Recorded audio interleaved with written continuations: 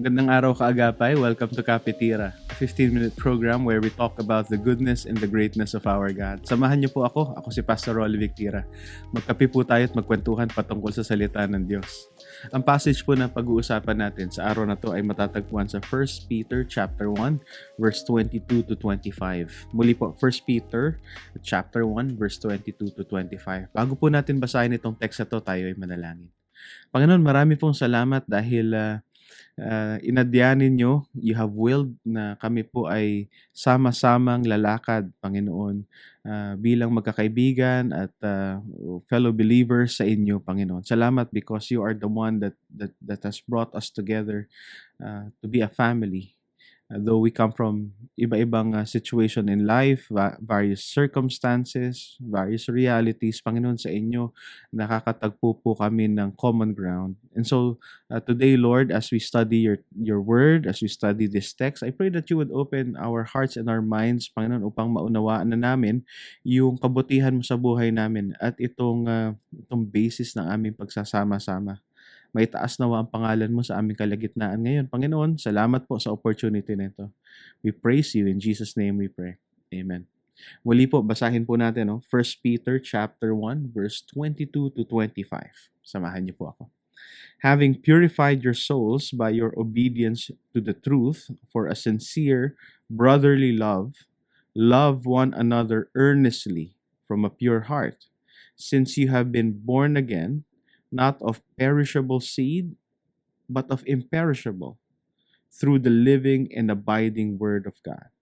For all flesh is like grass, and all its glory like the flower of grass. The grass withers, and the flower falls, but the word of the Lord remains forever. And this word is the good news that was preached to you. May God bless the reading of His word. I remember nung ako'y nag-propose sa asawa ko, to get married. I was so scared, I was so frightened, and at that time, I was really at a loss for words, When I am at a loss for words, I find myself ang dami kong sinasabi, pag hindi ko alam yung punto na gusto kong sabihin, sobra kong kaba. But anyway, during that time, I was down on one knee. Among all the things na sinabi ko nung panahon nun, isa lang yung tanong ko. Sabi ko, Pam, will you trust Jesus with me? That was my marriage proposal question, and by the grace of God, my wife now said yes, and we have been married for 9 years, going on 10.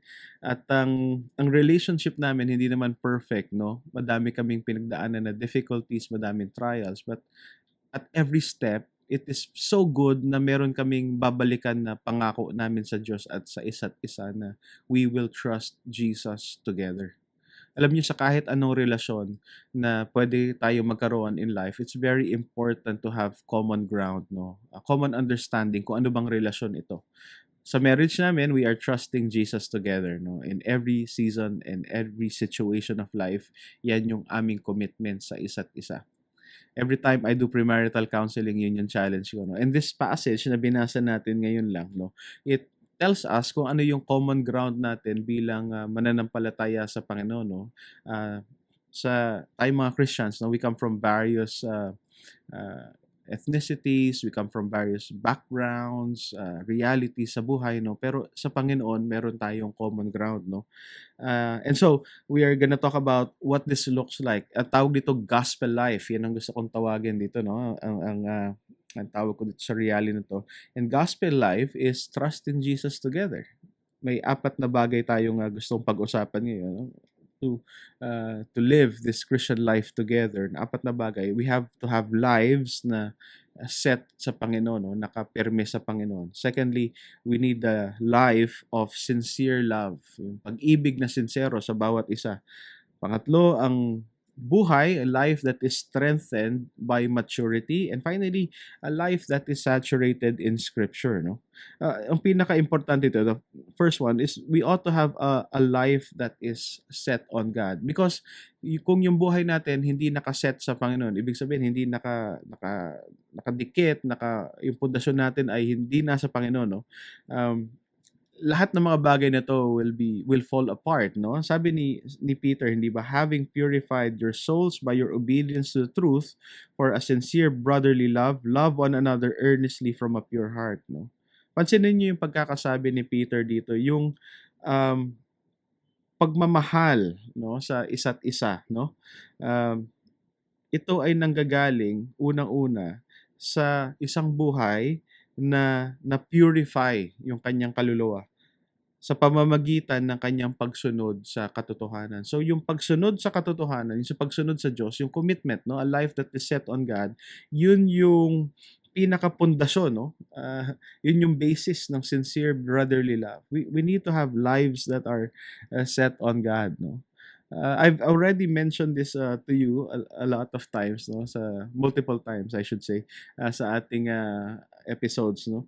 Yung pinakamalaking puno pala sa mundo ay tinatawag na pando, no. At yung kung titignan niyo itong punong ito, it actually looks like a forest, no. Pero yung mga mukhang puno dito sa forest na to ay hindi pala puno. These are actually branches stemming out of a common root system, no.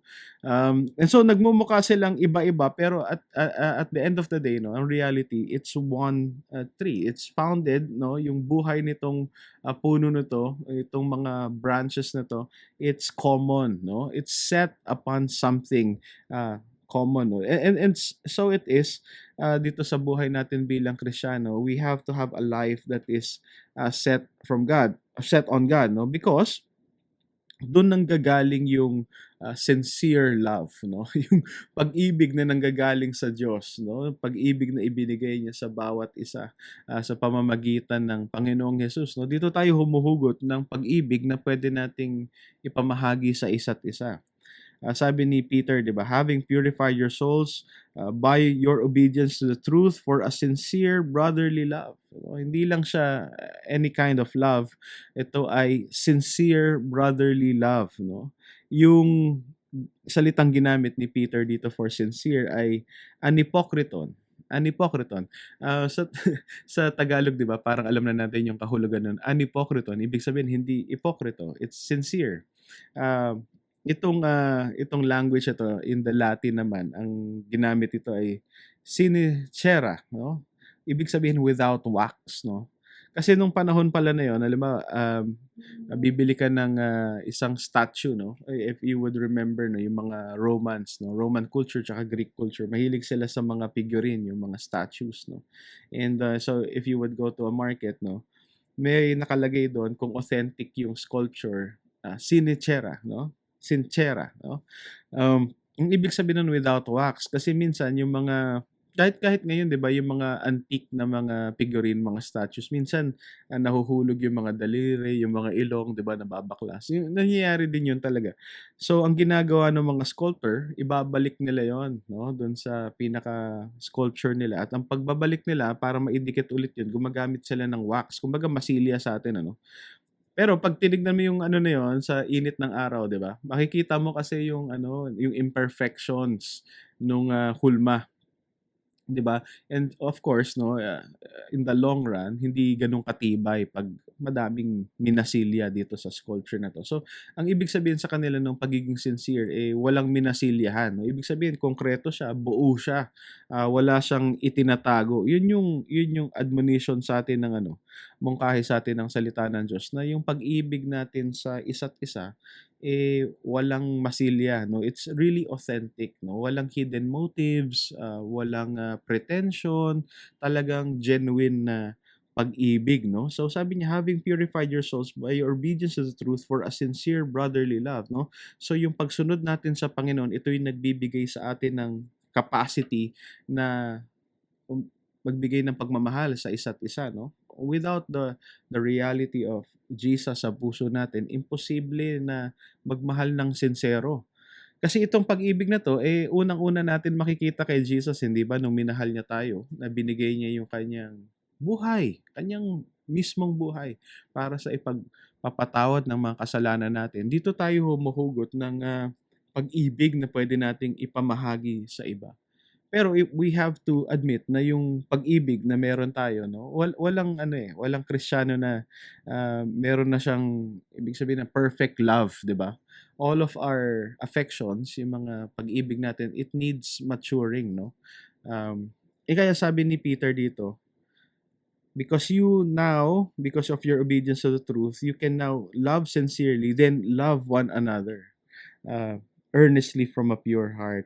Sa original na language, magkaiba kasing word for love yung ginamit dyan. Yung brotherly love, phileo, yung pag-ibig ng magkakaibigan.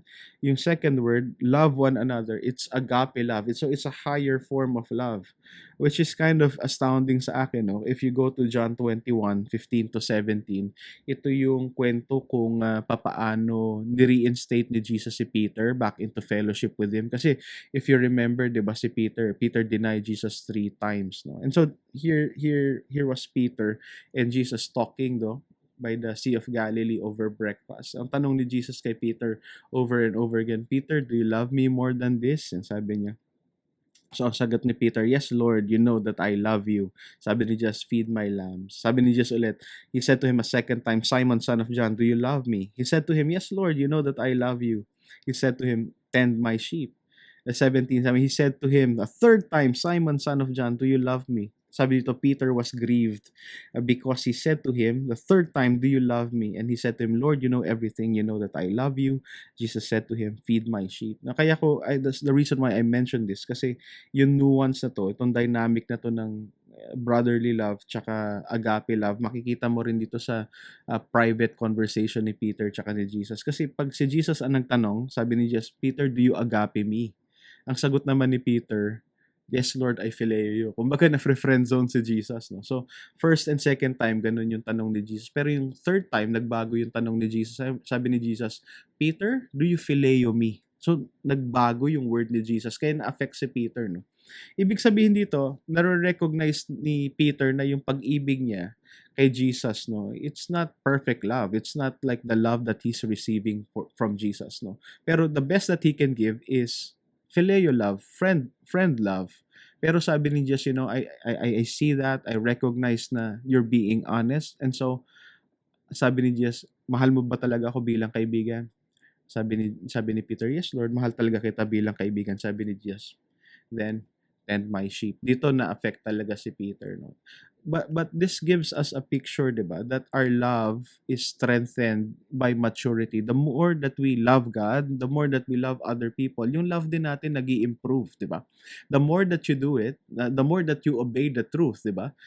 It gives you more capacity to do better and deeper things, no? Pero the key here is to do it earnestly from a pure heart, no? Earnestly, ibig sabihin, paghihirapan talaga natin, we exert effort to love each other earnestly. And how do we do that, no? How do we earnestly love one another? Ang sabi dito, to end, no? Sabi niya, since you have been born again, verse 23, not out of perishable seed, but of imperishable, through the living and abiding word of God. Ayun, sabi dito, for all flesh is like grass, and all the glory like the flower of grass. The grass withers and the flower falls, but the word of the Lord remains forever. And this word is the good news that was preached to you.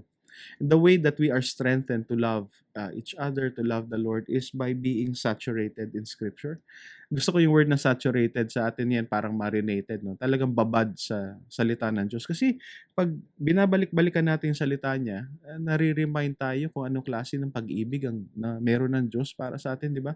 Kung ano yung ginawa niya para sa atin. At kung tayo ay nakakatanggap noon, sino naman tayo para hindi magbigay noon? So this is common ground for us as Christians, no? In order to trust Jesus together, to live out this gospel life, 4 things, no? Our life must be set on God. It must be marked by sincere love that is strengthened by maturity, and a life saturated by Scripture. Maraming salamat sa pagsama sa akin sa Kapitira, itong episode na to. Bago po tayo maghiwa-hiwalay, let's join our hearts in prayer. Father, we thank you because you are our common ground. I pray, Lord, that you would keep us set on you so that we might mature to become the people that you desire us to be. Thank you, Lord, for this time we can talk about your word. In Jesus' name we pray. Amen. Maraming salamat sa pagsama sa akin. Ang programang ito ay nasa Facebook at Spotify at syempre dito sa FEBC Radio TV. I'll see you again next time. God bless you. Bye.